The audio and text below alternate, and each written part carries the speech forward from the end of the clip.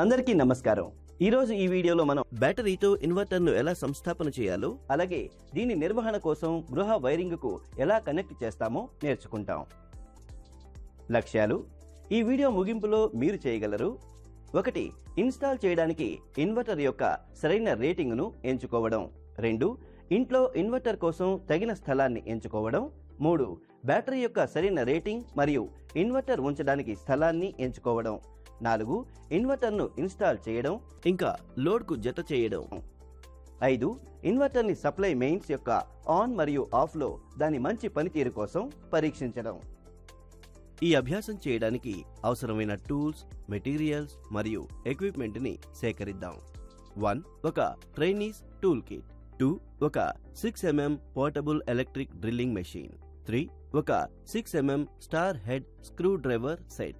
4. ఒక number 8 రాల్ jumper. 5. ఒక 150mm combination plier. 6. ఒక 6mm నుంచి మొదలుకొని 25mm double ended spanner set. 7. ఒక 0.75 kgల బాల్పిన్ హ్యామర్. 8. ఒక 250 volt by 10 ampere single phase energy meter. 9. ఒక 250 volt by 6 ampere multipin socket 3 or 5 pin. 10. ఒక 800 volt ampere or 250 volt inverter. 11. ఒక 12 volt are 120 Ah battery. 12. ఒక 10A 2-pole MCB. 13. అవసరాన్ని బట్టి 1.5mm PVC copper 1/18 wires 2. 14.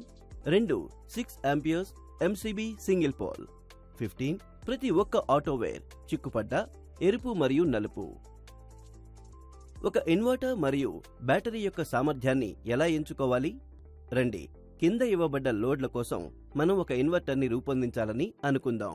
Serial number 1. Load పేరు lamp 100, watts 100, పరిమాణము 3, total wattage 300 watts.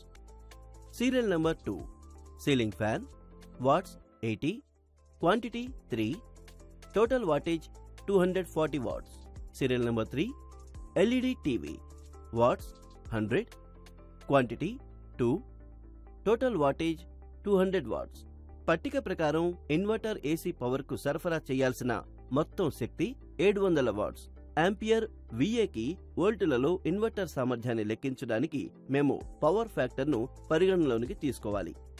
Volt ampere VA is equal to watts అంటే W by power factor. Watt మరియు power factor విలువలను 770 మరియు 0.8గా ప్రత్యామ్నాయం చేయండి. అయితే గృహాలకు 0.8 పవర్ ఫ్యాక్టర్ ప్రామాణికం. Volt ampere is equal to 740 divided by 0.8 is equal to 925 VA volt ampere. కాబట్టి ఇచ్చిన లోడ్ కోసం వోల్ట్ ఆంపియర్లోని ఇన్వర్టర్కు అవసరమైన పవర్ 925 వోల్ట్స్ ఆంపియర్. తదుపరి శ్రేణి 1000 వోల్ట్స్ ఆంపియర్ లేదా 1 కిలో వోల్ట్ ఆంపియర్ ని ఎంచుకోండి. మరైతే రండి, బ్యాటరీ బ్యాకప్ టైం ని ఎలా లెక్కించాలో చర్చిద్దాం. మీ వద్ద 120 Ah అంటే ఆంపియర్ అవర్ సామర్థ్యం, ఇన్పుట్ వోల్టేజ్ 12 వోల్ట్స్ మరియు 80% ఉత్సర్గ సామర్థ్యంతో ఇన్వర్టర్ బ్యాటరీ ఉందని మనం అనుకుందాం. సూత్రములలో వాల్యూని సబ్స్టిట్యూట్ చేయండి. బ్యాకప్ టైం గంటల్లో ఈజ్ ఈక్వల్ టు బ్యాటరీ సామర్థ్యం ఆంపియర్ అవర్లో into input voltage volt into సామర్థ్యం percentage by total load watts లో. బ్యాకప్ సమయం is equal to 120 into 12 into 0.8 divided by 740 that is equal to 1.55 గంటలు. దాదాపు 1 గంట 30 నిమిషాలు లేదా 90 నిమిషాలు. ప్రొసీజర్. డొమెస్టిక్ వైరింగ్ లో కనెక్ట్ చేయడానికి బ్యాటరీలో ఇన్వర్టర్ను ఎంచుకోండి, ఇన్స్టాల్ చేయండి. మొదటి స్టెప్, ఒక ఇంటిలో మొత్తం కనెక్టెడ్ లోడ్ ను దృష్టిలో పెట్టుకుంటూ ఇన్వర్టర్ యొక్క సరైన రేటింగ్ ను ఎంచుకోండి. ఉదాహరణకు ఫ్యాన్, ల్యాంప్ మొదలైనవి. ఇన్వర్టర్ యొక్క రేటింగ్ ఇన్వర్టర్ యొక్క 60% సామర్థ్యం కంటే ఎక్కువగా ఉండాలి. ఒక 100 వాట్ల ఇన్వర్టర్ కోసం మొత్తం లోడ్ 60 వాట్ల కంటే ఎక్కువ ఉండకూడదు. రెండవ స్టెప్, ఇన్వర్టర్ను సంస్థాపన చేయుటకు సరైన స్థలాన్ని ఎంచుకోండి. అక్కడ చక్కని దృశ్యం ఉంటుంది. ఇన్వర్టర్ కోసం ఇన్స్టలేషన్ స్థలం డబుల్ పోల్ స్విచ్ మరియు ఎనర్జీ మీటర్ స్థానముకు సమీపంలో ఉండాలి. 3వ స్టెప్, ఇన్వర్టర్ మరియు ఓపెనింగ్కు దగ్గరగా ఉండే బ్యాటరీని ఇన్స్టాల్ చేయడానికి తగిన సామర్థ్యాన్ని ఎంచుకోండి. 4వ స్టెప్, ఇన్వర్టర్ మరియు బ్యాటరీని ఒకదానికొకటి దగ్గరగా ఇన్స్టాల్ చేయండి. బ్యాటరీని ఇన్వర్టర్కు దూరంగా ఉంచవద్దు. ఇది ఇన్వర్టర్కు దగ్గరగా ఉండాలి, ఎందుకంటే ఇది వైర్ రెసిస్టెన్స్ వల్ల కలిగే కరెంటు నష్టాన్ని తగ్గించడంలో సహాయపడుతుంది. 5వ స్టెప్, 1.5 mm స్క్వేర్ అంటే స్క్వేర్ మిల్లీమీటర్ వైర్తో ఇన్వర్టర్లో వైరింగ్ కనెక్షన్లను ఇవ్వండి. 6వ స్టెప్, ప్రధాన సరఫరా నుండి 3-పిన్ అవుట్పుట్ సాకెట్ను కనెక్ట్ చేయండి. 7వ స్టెప్, బ్యాటరీ యొక్క పాజిటివ్ టెర్మినల్ను అంటే రెడ్ వైర్ ఇన్వర్టర్పై పాజిటివ్ టెర్మినల్ కోసం అందించిన ప్రదేశానికి కనెక్ట్ చేయండి. 8వ స్టెప్, బ్యాటరీ యొక్క నెగటివ్ టెర్మినల్ను అంటే బ్లాక్ వైర్ను ఇన్వర్టర్ నెగటివ్ టెర్మినల్ కోసం అందించిన ప్రదేశానికి కనెక్ట్ చేయండి. ఇన్వర్టర్కు బ్యాటరీ టెర్మినల్స్ ను కనెక్ట్ చేసినప్పుడు ప్రత్యేక ఆటో వైర్లను ఉపయోగించుకోండి. సాధారణ 3x20 లేదా 7x20 వైర్లు ఉపయోగించవద్దు.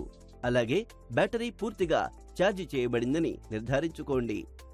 9వ స్టెప్, టెర్మినల్ తుప్పును తగ్గించడానికి బ్యాటరీ టెర్మినల్స్ కు గ్రీజ్ లేదా వాసలిన్ ను అప్లై చేయండి. 10వ స్టెప్, కనెక్షన్ ని పూర్తి చేయండి. ఇన్వర్టర్ అవుట్పుట్ సాకెట్ నుండి అవుట్పుట్ ను తీసుకుని లోడ్ ని పవర్ చేయడానికి దాన్ని ఉపయోగించండి. ఇన్వర్టర్ అవుట్పుట్ ను లోడ్ కు కనెక్ట్ చేయడానికి 1/18 వైర్ మాత్రమే ఉపయోగించండి.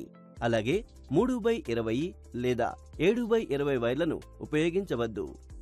11వ స్టెప్, వాల్ ప్యానెల్లోని ఆన్ లేదా ఆఫ్ స్విచ్ ని ఇన్వర్టర్ అవుట్పుట్ సాకెట్ యొక్క ఫేజ్ అవుట్పుట్ పిన్ కి కనెక్ట్ చేయండి. 12వ స్టెప్, ఇన్వర్టర్ అవుట్పుట్ మరియు మెయిన్స్ ఏసీ సప్లై రెండింటి యొక్క సాధారణ న్యూట్రల్ లైన్ ను కనెక్ట్ చేయండి. 13వ స్టెప్, స్విచ్లలో ఇన్వర్టర్ అవుట్పుట్ సాకెట్ నుండి ఫేజ్ లైన్ కోసం ఒక వైర్ను మాత్రమే కనెక్ట్ చేయండి. 14వ స్టెప్, ఇన్వర్టర్ అవుట్పుట్ కు ఒక బల్బు, ఒక ఫ్యాను ఏ మరియు 2-పిన్ సాకెట్ ని మాత్రమే కనెక్షన్ ఇవ్వండి. 15వ స్టెప్, గదిలోని మిగిలిన పరికరాలను నేరుగా ట్యూబ్ లైట్, ఫ్యాన్ బి మరియు 3-పిన్ సాకెట్ వంటి మెయిన్స్ ఏసీ లైన్ కు కనెక్ట్ చేయండి. పవర్ ఆఫ్ సమయంలో తక్కువ వాటేజీ లోడ్ ని 2-పిన్ సాకెట్లకు మాత్రమే కనెక్ట్ చేయాలి. హీటర్, గీజర్, హెచ్పి మోటార్లు మొదలైన హెచ్పికి హెవీ లోడ్ కనెక్ట్ చేయకూడదు. 16వ స్టెప్, పవర్ ఆఫ్ సమయంలో ఇన్వర్టర్ యొక్క ఆపరేషన్ను తనిఖీ చేసి ఆపై పవర్ తిరిగి వస్తుంది. మెయిన్స్ సరఫరా ఆన్లో ఉంటే ఇన్వర్టర్ కు కనెక్ట్ చేయబడిన లోడ్ మెయిన్స్ ఏసీ సరఫరాను పొందుతుంది మరియు మెయిన్స్ ఏసీ సరఫరాకు నేరుగా కనెక్ట్ చేయబడిన ఇతర పరికరాలు మెయిన్స్ సరఫరాపై కూడా పనిచేస్తాయి. పవర్ షట్ డౌన్ సమయంలో మెయిన్స్ ఏసీకి నేరుగా కనెక్ట్ చేయబడిన పరికరాలు పనిచేయడం ఆగిపోతాయి. అలాగే ఇన్వర్టర్ కు కనెక్ట్ చేయబడిన పరికరాలు ఇన్వర్టర్ అవుట్పుట్ లో పనిచేస్తూనే ఉంటాయి. మెయిన్స్ ఏసీ సరఫరా తిరిగి వచ్చినప్పుడు ఇన్వర్టర్ మళ్లీ లోడ్ ని సరఫరా చేస్తుంది. దాని అవుట్పుట్ ప్రకారం దానితో కనెక్ట్ అవుతుంది. రీక్యాప్, ఈ వీడియోలో మనం ఏ విధంగా ఇన్వర్టర్ను ఇన్స్టాల్ చేయడం కోసం సరైన రేటింగ్ సెలెక్ట్ చేయాలో చర్చించాం. ఇన్వర్టర్ ఇంకా బ్యాటరీ కెపాసిటీలను ఎలా సెలెక్ట్ చేయాలో, బ్యాటరీ బ్యాకప్ టైంని ఎలా క్యాలిక్యులేట్ చేయాలో, డొమెస్టిక్ వైరింగ్ తో పాటు కనెక్ట్ చేయడం కోసం ఇన్వర్టర్ని బ్యాటరీతో పాటు ఇన్స్టాల్ ఎలా చేయాలో, ఇంకా ఇన్వర్టర్ను దాని ఉత్తమ ప్రదర్శనకు గాను సప్లై మెయిన్స్ ను ఆన్ మరియు ఆఫ్ కోసమే ఎలా టెస్ట్ చేయాలో తెలుసుకున్నాం. ఈ వీడియోను చూసిన తర్వాత మీరు మీ ఇంటి వైరింగ్ కోసం బ్యాటరీతో ఇన్వర్టర్ను ఎంచుకోగలరు, ఇన్స్టాల్ చేయగలరు, వైరప్ చేయగలరు, ఇంకా టెస్ట్ చేయగలరని నేను ఆశిస్తున్నాను. ధన్యవాదాలు. Have a good day.